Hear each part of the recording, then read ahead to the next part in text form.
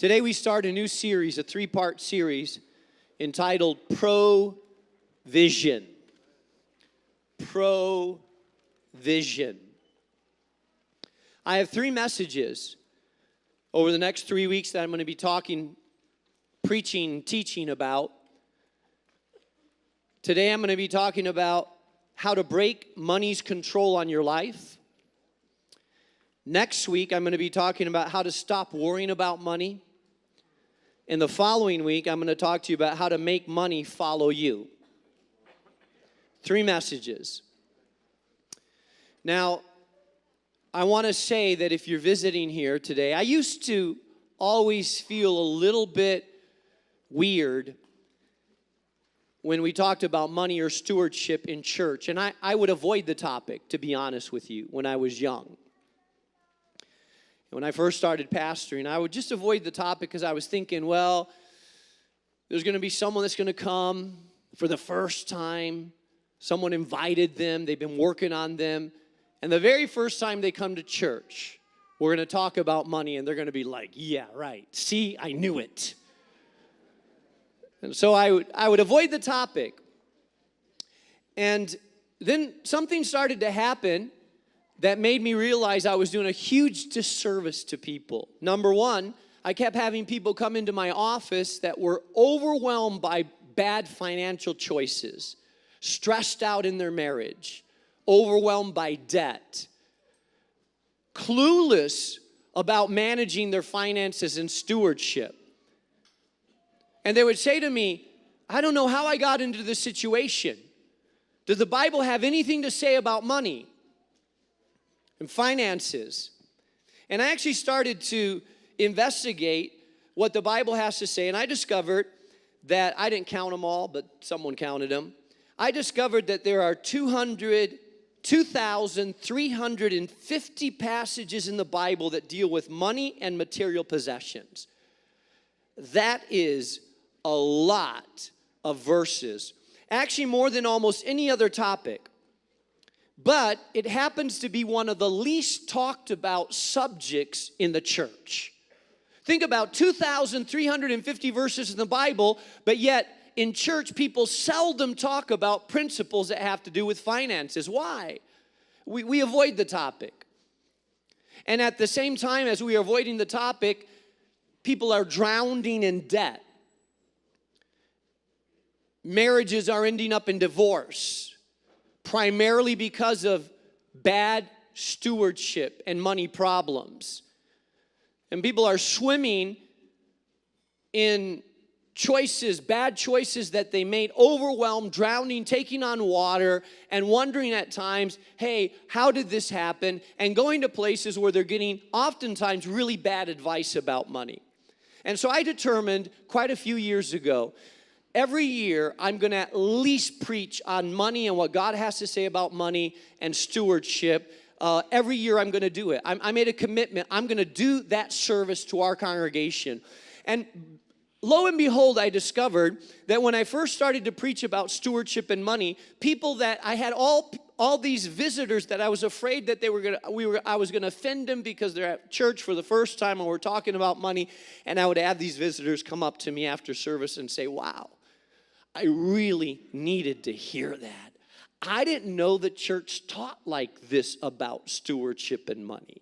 And I realized that most people really want to know what God has to say about stewardship and finances and money. And that way, we can't avoid the topic. It's an important topic because in America, many people that are here, many of you spend 40 to 60 hours a week trying to make money. And then the majority, or many people in America, do a poor job at managing the money that they're trying to make. Hello. I'm not going to ask you to raise your hand if you're one of them.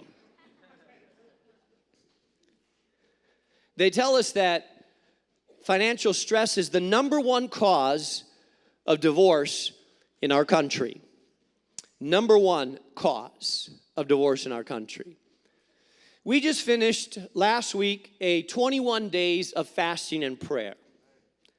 How many feel like, man, you just you went 21 days and you made up for it this past week, just eating everything you could in sight. But one of the passages that we talked about that talks about fasting is actually found in Matthew chapter 6. Matthew chapter 6 is really, it's an interesting passage because it talks to us about the power of fasting, but it also talks about two other habits. It talks about the power of giving in verse 2, the power of prayer in verse 5, and the power of fasting in verse 16. And I always thought that was interesting, that three foundational habits to the believers are mentioned in this passage. Jesus says when you give, not if you give, but when you give. When you pray, not if you pray, but when you pray. And then when you fast. There's something about those three habits that go hand in hand that caused Jesus to talk about those three habits in the same passage. When you give, when you pray, when you fast. I believe that there's a cord of three strands found in this passage related to these three habits. I believe that prayer has a powerful effect on your spiritual life. I believe that the discipline of fasting, abstaining from food for the purpose of pressing in to seek God, has an incredible effect on your life. But I also believe that there's something spiritual, powerful, life-transforming in the way that we give, the way that we manage our money. And so I think that when you take one of the cords out, the strand falls apart. I believe that we here need to be strong in giving, praying, and fasting. A cord of three strands that affects our spiritual life in some really powerful ways. Now, I've gone over some of these stats before. I don't have to tell you how much we need to know about managing money and sound financial stewardship from a biblical perspective. 76% of Americans say they live paycheck to paycheck. 76. In other words, if you didn't get your paycheck this next week, you have no savings, nothing to fall back on. It's just paycheck to paycheck. And you may think it's because you don't make enough money, but the truth is that 1 in 5 of those who earn $100,000 a year still live paycheck to paycheck. I know some of you are saying, let me try it once, Pastor. 27% of Americans have no savings at all. Nothing, not a penny. No savings account at all. 160 million Americans have credit cards, and the average household owes $15,000 in credit card debt. The average household. The total amount of debt that American consumers owe is $11.5 trillion. We have a national epidemic. And it's not just isolated to individual consumers, people like you and I. We have a national epidemic that stems all the way from our government to the city of Chicago that right now is battling a huge problem with debt that may lead to closing of some of the schools, and we can't pay our bills. What is the problem? Unsound, unhealthy financial decisions as related to debt, money management, and oftentimes, I think at its root, it's spiritual. I want you to do well financially. I don't want you to be a slave to debt. I want you out of debt. I want you with savings. I want you giving. I want you free to live the way that God has called you to live your life. Amen? So that's why I teach on these principles every year, at least to one degree or another. The solution to your money does not lie in the amount of money you make, but it lies, and I have to say this every year because so many people I know right now are sitting in the pew right now. You're thinking, Pastor, my problem is I don't make enough money. Come on, put your hand up if you thought that before I just said that. My problem is I don't make enough money. The great majority of Americans believe that their main problem isn't the way they handle their money, but their main problem is that they don't make enough money. And if they only made about 30% more than what they make, they would be fine. But statistics tell us and researchers tell us that that's not true, because when someone makes 30% more than what they're making, they continue to remain in debt and overstretch, because the more you make, the more you spend. So it's not about the amount of money that you make, and you have to get that out of your mind right now. If I only made more money, I would be doing well. That's not your problem. The problem is not the amount of money you make. The problem is the formula that you're using to spend, save, and give. It's the formula that you use in your money. And the Bible talks about that all the time. If you're unfaithful with the little that you have, then you'll be unfaithful with the more that you have. So if you're in debt with little, you will be in debt with big, because you have to change the way you manage your money before you can adequately be a steward of more. And so that's why I talk about money. And I want to say this. Some people have misinterpreted Scripture. And how many of you have heard this quote, money is the root of all evil? How many of you heard that stated that way? How many of you know that that is a misquotation of Scripture? Because money is not the root of all evil. It's the what? It's the love of money that becomes a snare to us. Money is neutral. It's not good. It's not bad. You're not better because you have it. You're not less spiritual if you don't have it. Money's like a force that can be used for good, and it can be used for evil. Money is a powerful force, but it's neutral. We have a proclivity in this nation to actually feel like people that have a lot of money are the bad people. It's just kind of built into us. If you live on Astor Drive, the Gold Coast downtown, we figured, man, something's wrong with you. You had to make your money the wrong way. But I've known rich people that are godly, and I've known poor people that are godly, and I know rich people that are very ungodly, and I know poor people that are extremely ungodly as well. So because you have money doesn't make you more spiritual. Because you don't have money doesn't make you more spiritual as well. Money is neutral, but what we do with our money, our attitude towards our money is huge. And Jesus talks about it often. I believe that we as a church need to understand, as individuals we need to understand, but as a church we also need to understand how to harness the power of resources to bring good to a community. With money, wars are started. With money, orphanages are funded. With money, drugs are bought. With money, formula for a single mother that can't afford to feed her baby is bought.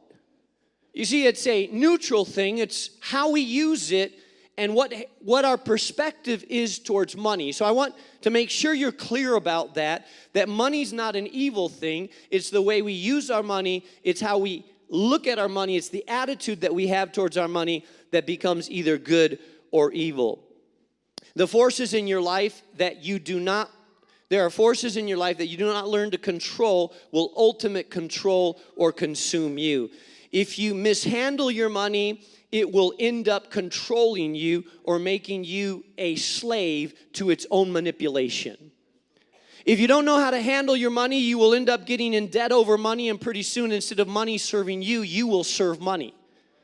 There are a lot of people in this congregation that you want to serve God, but really you're serving money because money has become your master. And it's an evil taskmaster.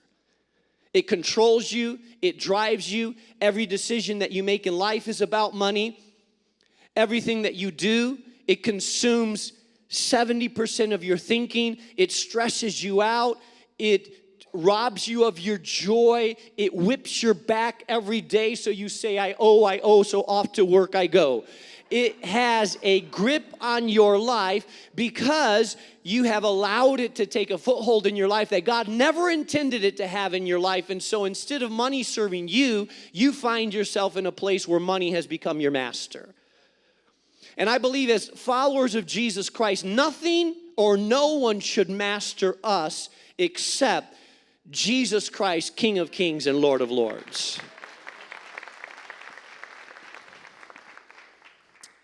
And so you realize that even good things can become bad masters, right? That a boyfriend that becomes controlling or possessive started out well, but now he becomes a bad master over you. Or a healthy appetite that you have suddenly becomes an addiction that you can't control.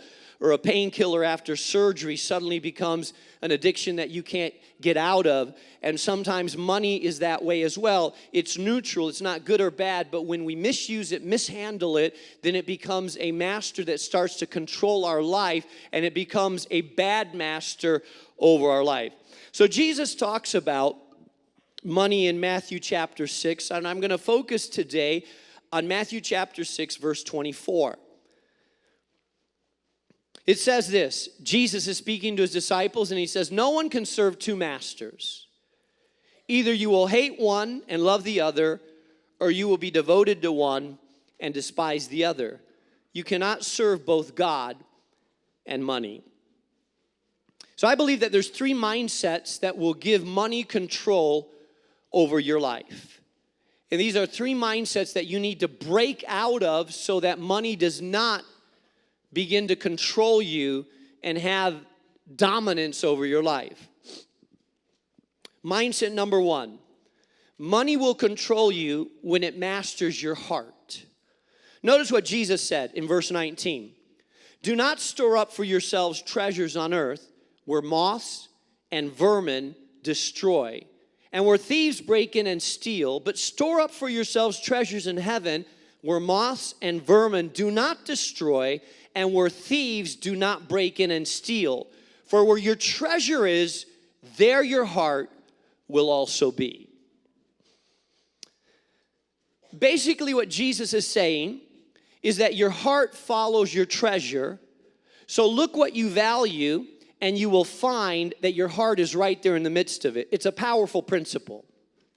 In essence, Jesus was saying in that culture, people had their values either in clothing, in food, or in coins and gold. And so Jesus is referring to all these things. He says, moths will destroy your clothing.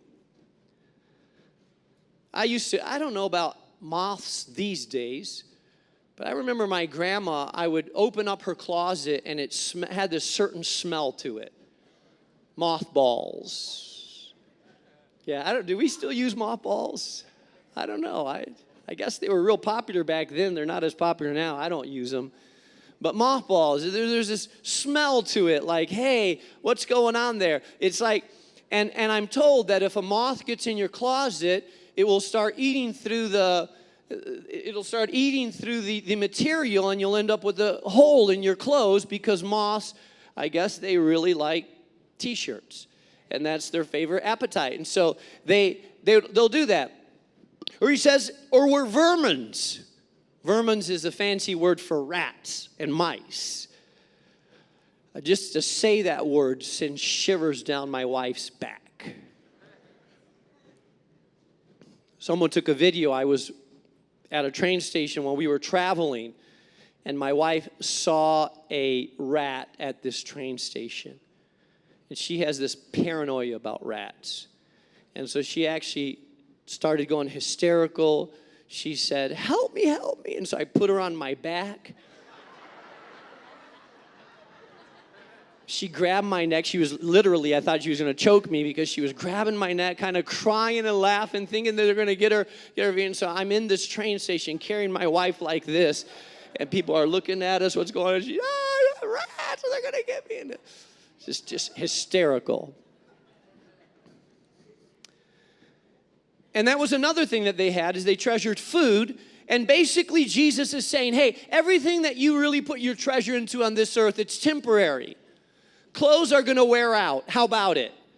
That piece of clothes that you thought, boy, you were a teenager and you thought you were so dynamic. Man, it looked so good on you. You thought, I'm going to wear this for years.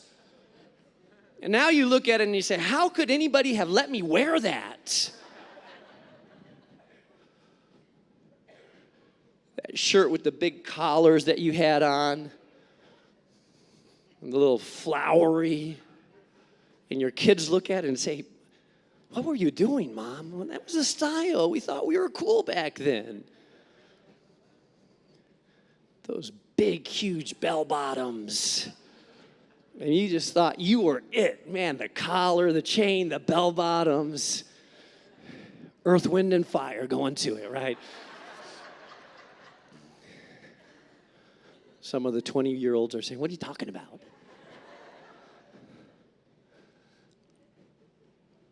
But you know, Jesus is saying all that's going to go. I mean, it doesn't last long. It's really not something that is permanent. Even gold and silver, they can break in and steal it. And then he says, but I want you to store up for yourselves treasures in heaven, where moth and vermin do not destroy, and where thieves do not break in and steal. For where your treasure is, there your heart will be also. Now, I want you to grasp this because this is very, very powerful, very strong to understand this. My heart can't go where my money won't go. So you see, I used to think that it was really saying that our heart, that if you want to find where your heart is at, look for your treasure and your heart will be in the midst of it. And I think that's part of what it's saying. But it's also indicating to us where your treasure is, and you have to kind of break this down a little bit into, understand exactly a little bit of the Greek in this. Money is not an indicator of where my heart is. It's in the present form, where you are treasuring up your treasure. Money is also an influencer of where my heart will be. It's saying, wherever I put my money is usually where my heart is at, and wherever I'm putting my money in future tense is where my heart will be going. Are you tracking it? Do you want to determine where your heart will be in a few years from now? Where is your money going towards? Because chances are, if your money is going towards that, that's where your heart will be in the future. Your heart won't follow where your treasure's not at. Your treasure, your heart follows your treasure. And so this is a powerful principle here. So my heart follows my money, and that's part of what Jesus is saying, is that whatever we value, what we value, our heart chases after. And if you want to have a good indication of where your heart's going to be, then you need to look at, where is my treasure? Because my heart is following my treasure. In the future, it's there. In the past, think about it for a second. Whatever you treasure the most, you tend to invest in the most. I value my kids. Man, I put a whole bunch of money into their mouths. Not eating, braces. I've said, you better value that smile. See, my crooked teeth, yours aren't crooked. You better wear a mouth guard when you play sports, too. I put a lot of money. I'm guarding my investment. But I value them. I've helped them out with their college education, what I could. You know, part of it, my heart's into them. I value who they are. And so as I tried to help them with some of their college education, I told them, I worked my way through college, so I'm going to help you a little bit, but you got to carry the bulk of it. How many of you guys know it's good for kids to carry the load of responsibility? They grow up that way as well. I worked 3 jobs when I was in college and had to, you know, it's not a bad thing. I know as parents, I feel like, oh, I don't want them to work. I feel bad. But you know, it's good sometimes. But I've invested in them. Why? Because I believe in them. My heart's into my family. It's into their future. I'm hoping it's going to pay off with good jobs and what they do in life. 1 Timothy chapter 6, verse 10 says, "For the love of money is the root of all kinds of evil. Some people, eager for money, have wandered from the faith and pierced themselves with many griefs." It's the love of money, not money itself. So I want to ask you this question. Jesus said, hey, your heart's going to be where your treasure's at. So you need to ask yourself this question. What am I doing with my money? Because my heart will follow my money, my treasure, what I value, my resources. And in essence, Jesus was saying a lot of what we invest in is very temporary. But we also need to think about, hey, how am I using what I have for something that's more enduring? Jesus is saying that the way that I manage my money actually has an effect on my spirituality and on my life beyond the life that I have here. If I value eternal things, it will influence how I manage my money here on earth. If I have an eternal perspective, it will value what I live for, how I manage my money. It will value what I throw my money into, because when I understand that all of this is going to burn, all of this is going to go. Like one person said, I've never seen a funeral car hauling with a U-Haul behind it, a hearse with a U-Haul behind it.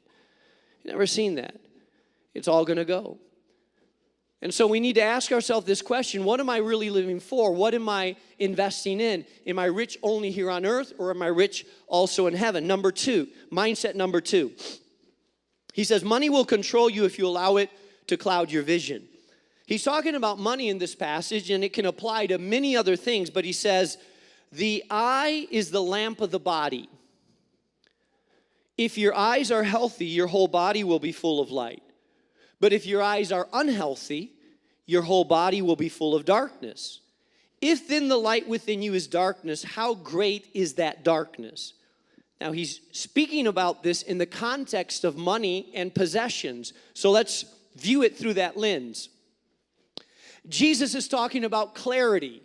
If you have no clarity about what you're living for, then the lack of clarity will become darkness to your soul, darkness to your life, and you will find yourself fumbling in life in dark without a sense of purpose or direction because you have no clarity of vision. But when your vision is clear, it begins to put everything else in perspective. And I believe that Jesus was indicating that some of us have been blinded with a lack of clarity about what really is important in life and what we're really living for in life. And if we have a lack of perspective, then our entire life gets out of focus. Listen, I've been at the bedside of people that are gasping their last breath and had a lot of money and thrown themselves into business and were very successful, yet they made a wreck of their family and terrible relationship with their spouse and their children, and devastated everything around there, were unfaithful. And I've been at bedsides like that, and I've never heard any one of them ever say, I wish I would have spent more time working at the office. But I've had men gasp and say, I spent so much time chasing the dollar, but the things that were most important in life, I neglected so much. I need mercy. What's that? That's the eye is clouded, and so there's darkness within the soul. And sometimes it's when we arrive towards our final hours of life that clarity comes in. We start seeing things a lot more clearly. Hey, what did I live all my life for? What was I chasing after? Really? Was a bigger house worth it? Really? Was the car worth it? Because I've shattered my life. I haven't spent time with my children. I haven't invested in my marriage. People hate me. I followed greed after this, and look where it's taken me. And Jesus is simply saying, hey, make sure that you have clarity about what you're really living for, clarity about what's important in life. purpose, you will always make mistakes and there'll be wrong turns if you cannot see clearly where you're going. You know, just this last 2 years or so, I started noticing that driving at night without glasses, the lights are just kind of getting a little fuzzier. I don't know if it's happened to anybody else in here. I see some of you read here in church like, you've been praying, Lord, why'd you make my arms so short? You've gone as far as your arms can take you. You're going to work on your legs next, but you're like, I've seen you. I could still read pretty good, but at a distance, at night, it starts to get fuzzy, unclear. And there's something, when it's raining and it's dark, there's something dangerous about lack of clarity because you make wrong turns. You're dangerous when you don't see clearly. You become a dangerous driver when you're not clearly seeing things. You make wrong turns. You make a lot of mistakes if there's not a clarity of focus. And Jesus is saying, hey, if there is not clarity in the way we see life and the way we value things, then our entire body will be full of darkness and we will live for the wrong things. He's talking about money and our perspective on money. And our entire body will be full of the darkness and how great that darkness will be. And I believe that one of the great darknesses that overcomes our soul is not understanding really putting money into its perspective. God says that He's the owner of all things. And I believe that many of us, when we get a wrong perspective about money, we value ourselves based on the car that we drive, the house that we live in, the neighborhood that we're at, and we become obsessed with valuing ourselves when we haven't understood that it's God who gives us value. And when you have not grasped your value in God and material possessions becomes what gives you value, then chances are that you will, well, like one person said, we spend what we don't have to impress people that we don't like. How about it? I'm going to show them my car is going to be nicer than theirs. You don't even like them.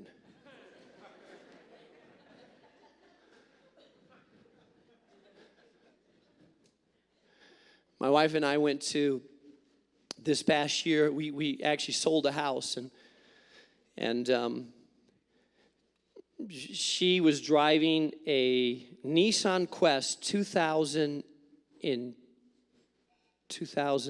was it 2? Can it be? Anyways, it had 180,000 miles on it. And I was happy. It was her car, not mine. But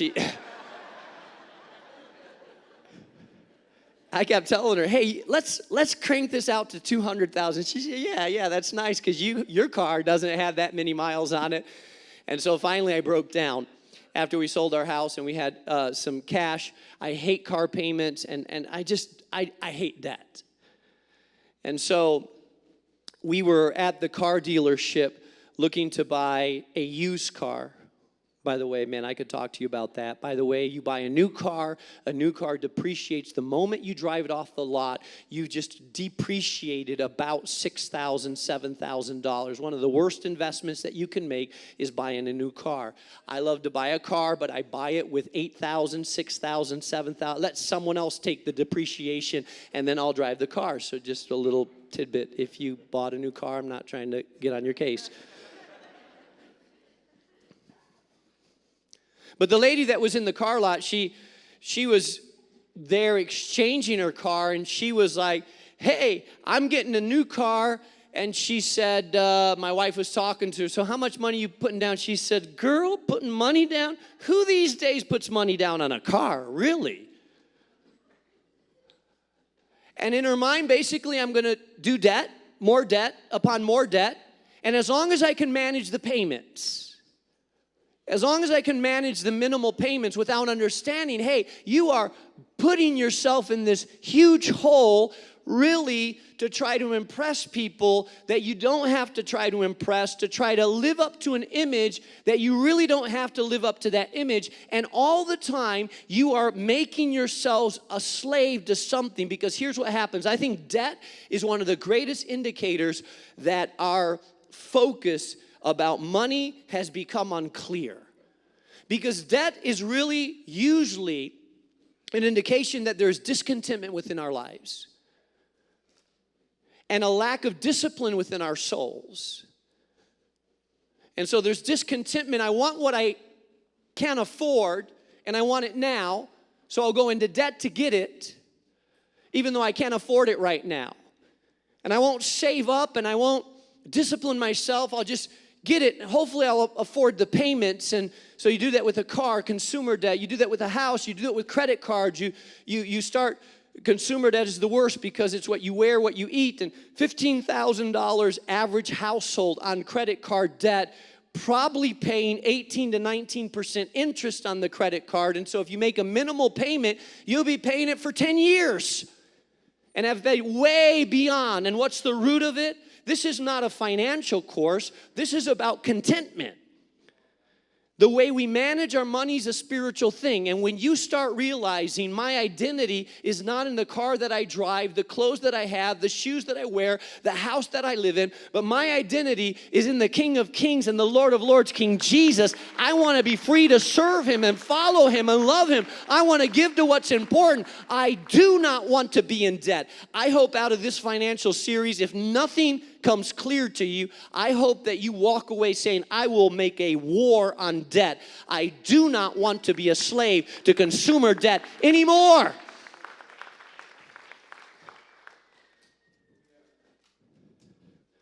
The Bible talks about that, by the way. It tells us in Proverbs 22, verse 7, the borrower is a slave to the lender. A slave to the lender. Psalms 37, verse 21:2 says, the wicked borrow and do not repay, but the righteous give generously. Those the Lord blesses will inherit the land, but those he curses will be cut off. Number 3, not only will money control you when it masters your heart, if you allowed it to cloud your vision, and lastly, the mindset that we need to break out of is money will control you when you allow it to master you. Notice what it says in verse 24. No one can serve two masters. Either you will hate the one and love the other, or you will be devoted to one and despise the other. You cannot serve both God and money. Now, let me be very clear about this. It doesn't say you can't serve God and make a lot of money. I'm praying that some of you will. It's not saying that you can't serve God and be successful. It's not saying that you can't serve God and be a millionaire. It doesn't say that. It says that you can't serve God and money. When you serve God and make money a slave to you, and you make money a steward to you, then you're on the right path. But when you make money your God, then God is no longer your God. Are you tracking with me?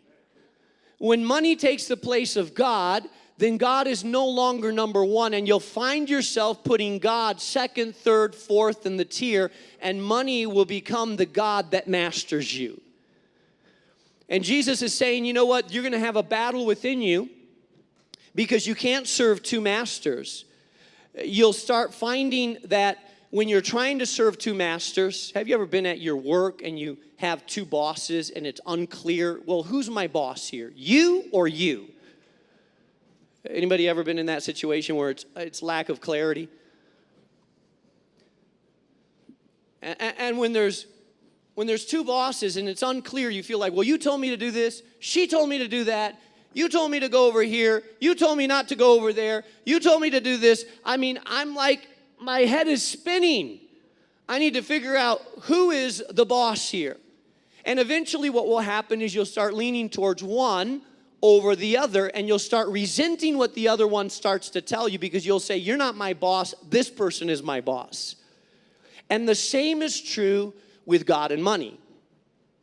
If you find your passion for God diminishing, if you find yourself being sucked into your career, and I believe Christians should be the best workers. I believe we should be faithful. I believe because we follow God, we should be some of the best employees on earth and the best bosses on earth. Why? Because we live by a higher standard. It's the standard of God. Amen?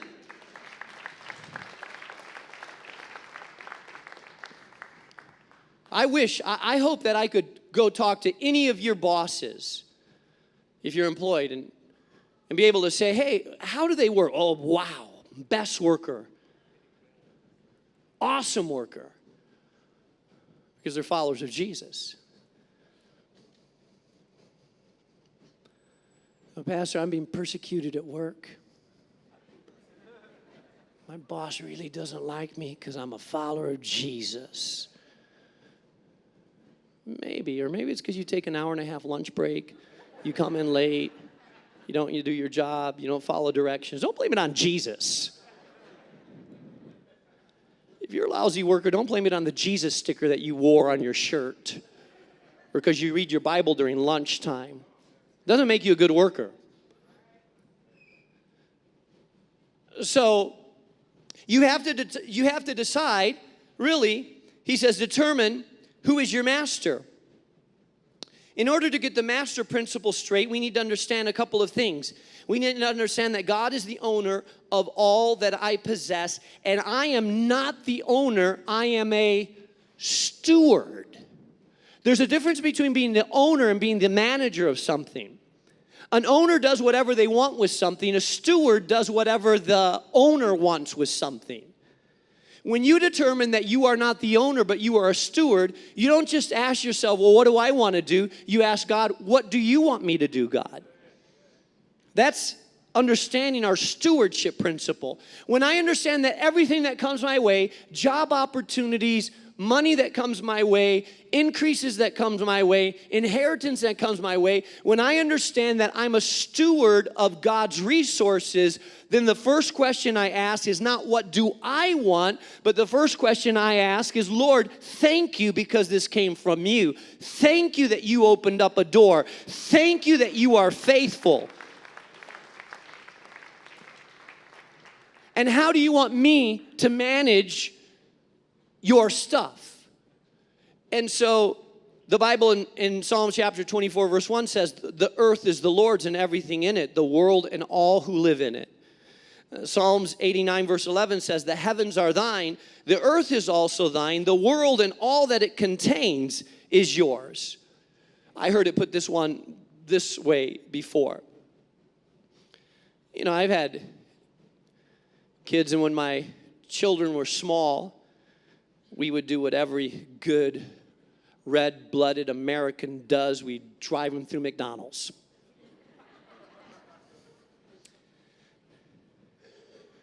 And I remember driving through McDonald's, paying for the meal, buying a meal, driving the car, and then when they get their fries and they're eating it, just taking one fry. Dad, why did you take my fry? It's like, it's one fry out of the whole bag. Hey, who paid for that? Seriously. I mean, I could buy you a bunch of fries. I paid for that. I'm taking one little fry. I could buy you 10 fries, 100 fries. It's out of my money. Did you see who pulled their wallet out? Do you see who paid at the window? That's not yours. I'm just giving that to you. Can I take one fry at least?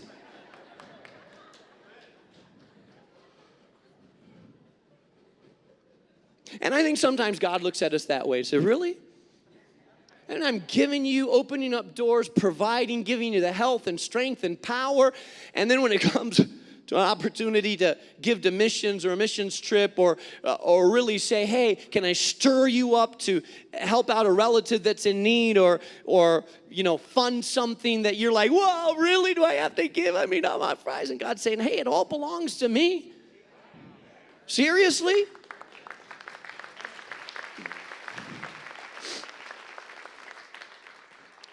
I believe really that there's something about believers that should flow in a culture of generosity. And I think that we should flow as givers and not takers. In fact, I believe that being a follower of Jesus makes us givers. The heart of God is a God that gives. He values the culture of giving, not just taking. When we came into this community, my goal was we're not going to take from the community, we're going to give to the community.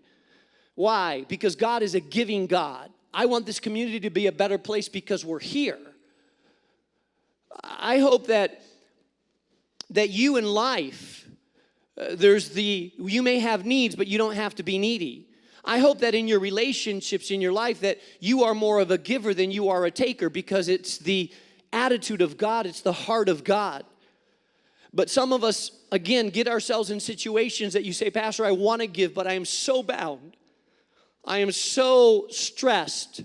I am so underwater that even though I want to give, I can't give like I would like to give because I can barely meet my own needs. And so my challenge to you is I want you to be at a place, and I've given you this power statement for several years now. Let me read it one more time again. It's a power statement, I think, that characterizes where I believe that God wants you to be financially. And it's this: God is the owner of all that I possess. And His plan is that I walk in abundance and joy in every area of my life. The way I manage my money is a spiritual matter. My giving, saving, investing, and spending are a reflection of my spiritual life and worship.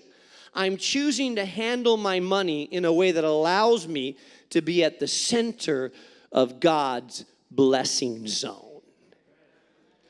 And I don't know if you heard that, but in essence, I believe that God wants you to be in a place where you can pay all of your bills, meet all of your needs, and have leftover to be able to save, and leftover to be able to give, and to be able to be free from the slavery of debt, so that you can be generous in the way that you live your life and not be a taker, but be a giver.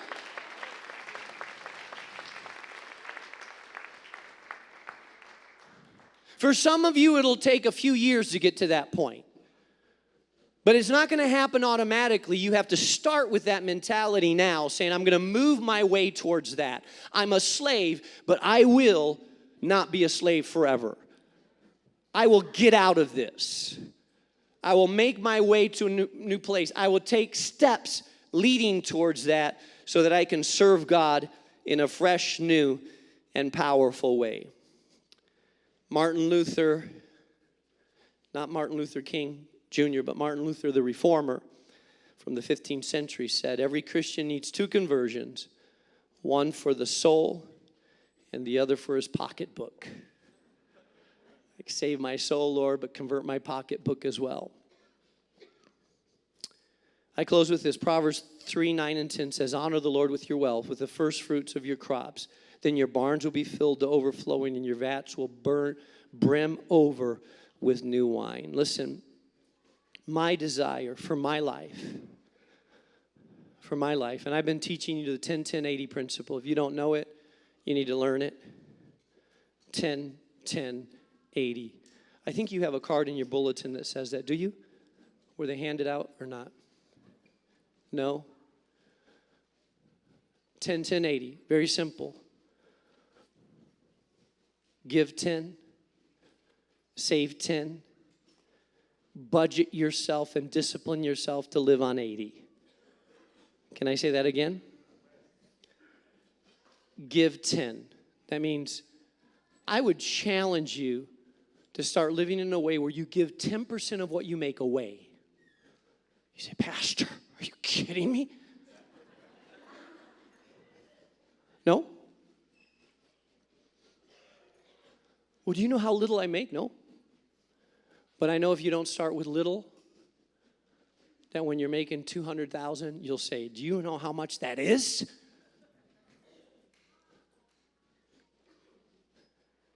I started doing that when I was 20 years old. I was making $8,000 a year. It was hard to give $800. It's ooh, Lord, I'm like at poverty level. I kind of felt the Lord saying, you want to stay there?